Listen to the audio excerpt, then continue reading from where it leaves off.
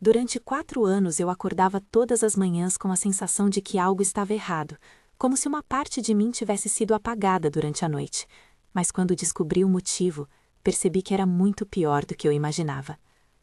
E aí, pessoal?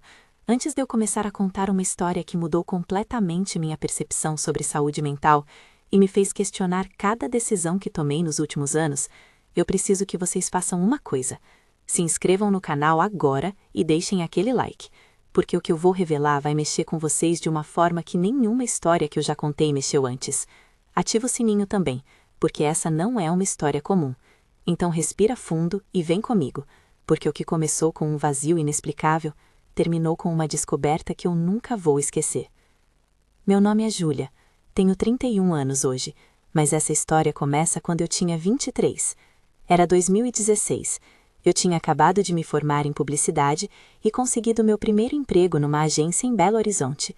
Tudo estava dando certo na minha vida, pelo menos na superfície. Eu tinha um namorado, amigos, um AP pequeno, mas meu, uma carreira começando. Era tudo o que eu tinha sonhado durante a faculdade. Mas tinha um problema. Eu me sentia completamente vazia. Não era tristeza exatamente. Não era depressão no sentido clássico. Era como se eu estivesse vivendo a vida de outra pessoa, assistindo tudo de fora. Eu ria quando tinha que rir, chorava quando tinha que chorar, mas nada parecia real. Era como se eu estivesse numa peça de teatro representando a Júlia, mas a Júlia de verdade tinha ficado para trás em algum lugar que eu não conseguia lembrar. E a pior parte, eu não conseguia explicar isso para ninguém sem soar dramática ou louca. Comecei a fazer terapia no 2º mês de trabalho. Minha terapeuta, a doutora Carla, era gentil e paciente. Fizemos sessões semanais por 6 meses. Falamos sobre minha infância, sobre meus relacionamentos, sobre a pressão no trabalho. Ela sugeriu que talvez fosse ansiedade ou uma depressão leve disfarçada. Me receitou um antidepressivo suave. Tomei por 3 meses. Nada mudou. O vazio continuava lá, constante, pesado. Meu namorado na época, o Ricardo, tentava entender, mas não conseguia. Júlia, você tem tudo. Um bom emprego, me tem, sua família te ama. Por que você se sente assim? Eu não sabia responder. Terminamos depois de 8 meses, porque ele disse que não aguentava mais me ver apagada. Doeu, mas de uma forma distante, como se a dor tivesse acontecendo com outra pessoa e eu apenas observasse. Foi em 2017, um ano depois de começar a me sentir assim, que percebi o primeiro detalhe estranho. Eu tinha marcas no braço, pequenas, circulares, como se alguém tivesse apertado minha pele com força. Apareciam de vez em quando, sem explicação. Perguntei ao meu médico. Ele disse que eram provavelmente hematomas de dormir em cima do braço ou bater em algo sem perceber. Aceitei a explicação, mas algo me incomodava. As marcas sempre apareciam depois das noites em que eu tinha aqueles sonhos estranhos. Os sonhos eram sempre parecidos. Eu estava deitada, não conseguia me mexer e havia alguém na sala comigo. Nunca via o rosto, apenas uma silhueta. A pessoa ficava ali, parada, me observando. Eu tentava gritar, acordar, mas não conseguia. Acordava sempre suando frio, com o coração disparado e com a sensação de que algo tinha acontecido, mas eu não conseguia lembrar o quê. Pesquisei na internet e descobri que era paralisia do sono. Normal, diziam os artigos. Assustador, mas inofensivo. Tentei acreditar nisso. Mas os episódios ficaram mais frequentes. De uma vez por mês, passaram para 2, 3 vezes por semana.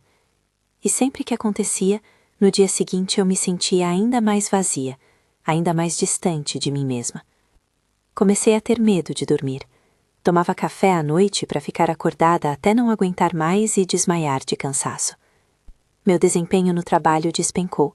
Minha chefe me chamou para uma conversa. Eu chorei no escritório dela. Contei tudo. Ela foi compreensiva e sugeriu que eu tirasse uns dias de folga. Fui passar uma semana na casa dos meus pais, no interior de Minas. Achei que mudar de ambiente ia ajudar. E ajudou, temporariamente. Dormi bem as 3 primeiras noites. Nada de paralisia do sono, nada de sonhos estranhos.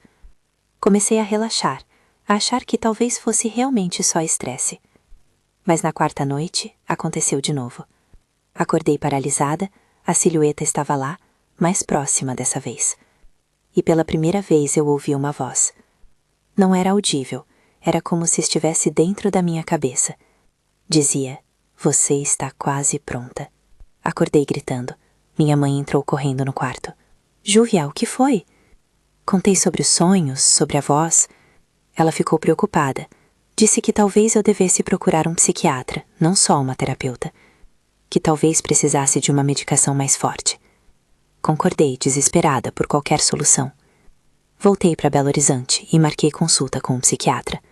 Dr. Henrique, um homem sério na casa dos 50. Contei tudo. O vazio, os sonhos, a paralisia, as marcas, a voz. Ele me ouviu com atenção e então disse algo que me gelou. "Você já considerou que talvez não seja psicológico? Que talvez seja neurológico?" Encaminhou-me para fazer exames. Ressonância magnética, eletroencefalograma, exames de sangue completos. Os resultados vieram 2 semanas depois. Tudo normal. Cérebro saudável, atividade elétrica normal, sangue sem alterações.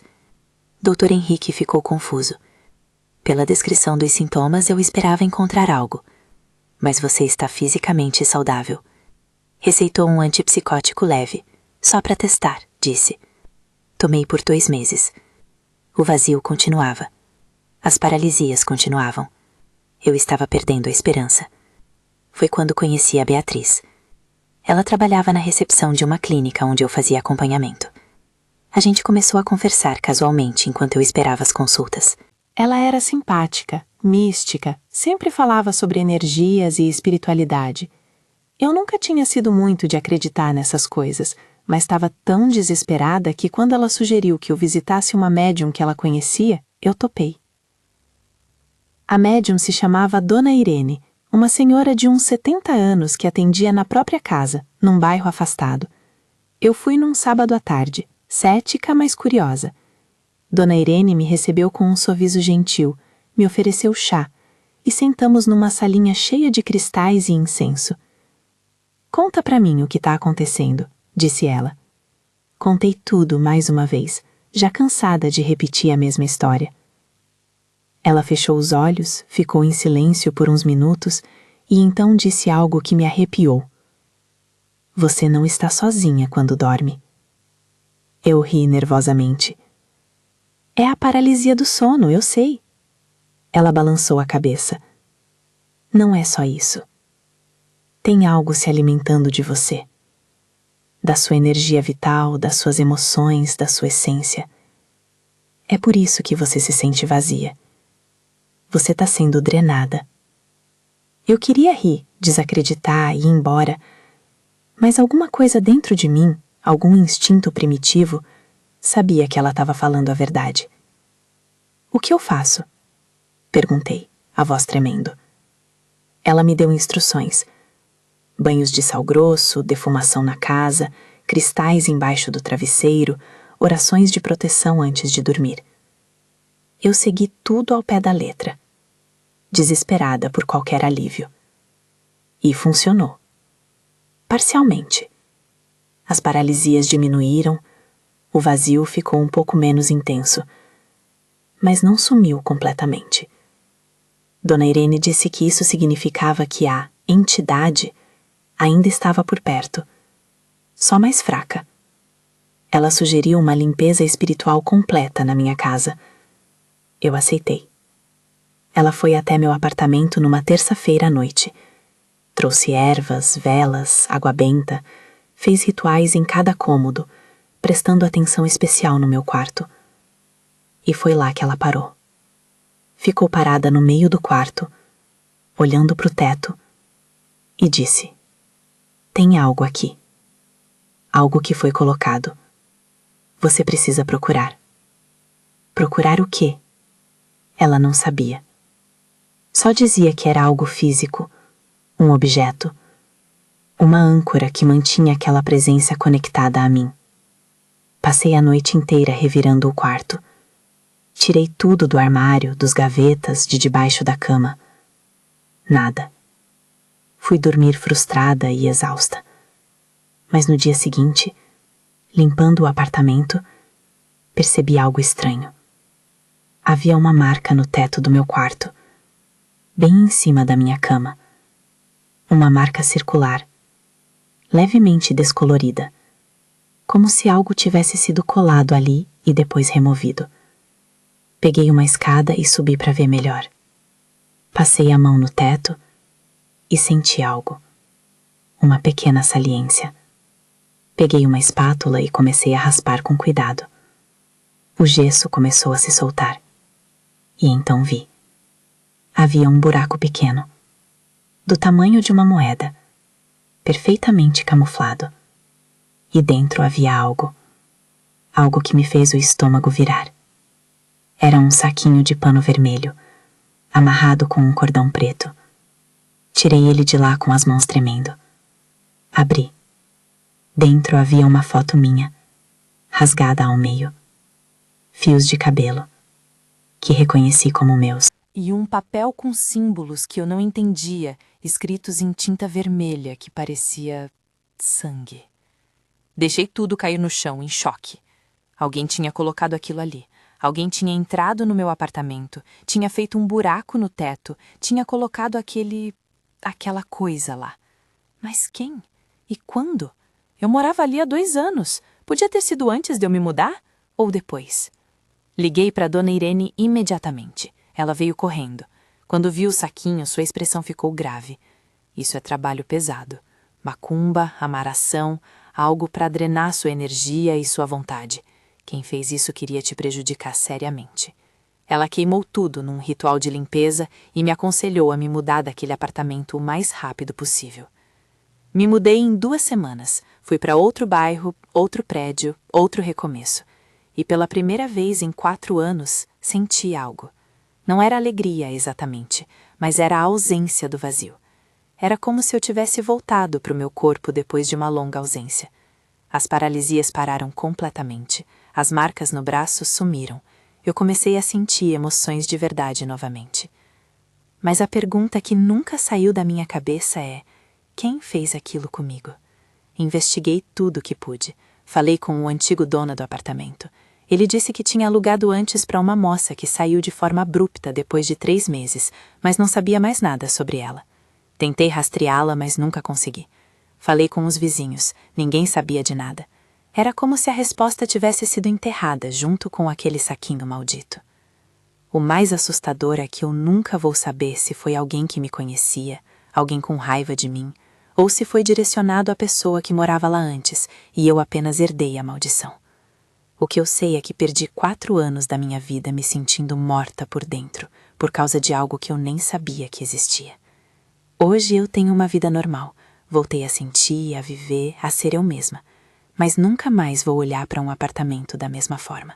Sempre verifico tetos, paredes, cantos escondidos, sempre faço limpeza espiritual antes de me mudar. E sempre, sempre confio no meu instinto quando algo parece errado. Então, antes de terminar, eu quero saber, alguém já passou por algo parecido? Já sentiu que estava sendo drenado e não sabia por quê? Já encontrou objetos estranhos escondidos em lugares impossíveis? Conta nos comentários, porque depois dessa história eu aprendi que essas coisas são mais comuns do que a gente imagina. E se você está se sentindo vazio sem motivo aparente, procure ajuda, mas também procure respostas em lugares que a medicina convencional não olha. Obrigada por assistir até aqui. Se essa história te impactou de alguma forma, deixa aquele like para ajudar mais pessoas a verem. Compartilha com quem você acha que precisa ouvir isso. E se inscreve no canal, porque eu conto histórias reais aqui toda semana, e todas elas vão te fazer pensar. Cuida da sua energia e nunca subestime o que você não consegue ver. Até a próxima!